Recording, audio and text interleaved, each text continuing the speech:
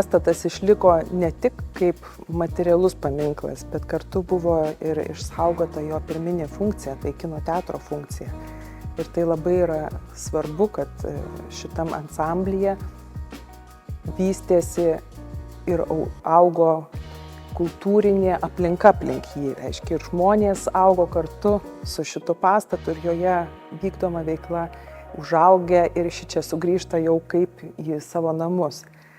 Tai paveldas, sakyčiau, net ne tik, kad kaip materialus paveldas, tai yra ir dvasinis paveldas, kadangi teatras išlaikė savo pirminės funkcijas. Nuo pat pradžių jo įkūrimo iki šios dienos, tai yra pirminės funkcijos išlaikytos. Ir manau, kad tai yra labai gražus toksai ansamblis ir pačio kultūrinės vietos funkcijų ir pačio pastato kaip paminklo šitam modernizmui.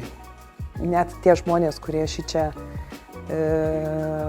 anksčiau daug metų atgal yra lankėsi, jie atranda tas pačias detalės, kurios buvo visą laiką, kuri buvo šitam pastate. Ir iš tikrųjų pastate atranda tas anksčiau matytas detalės, kurios dabar yra pagražintos, restauruotos, bet niekaip neišnykę, atnaujintos. Tai yra ir durys mūsų autentiškos, ir grindų danga, yra ir laiptų turėklai atkurti pagal senąjį planą, taip kad manau, kad lankytojas čia randa ne tik dvasiai kažkokį poilsį, bet ir akims džiaugsmą.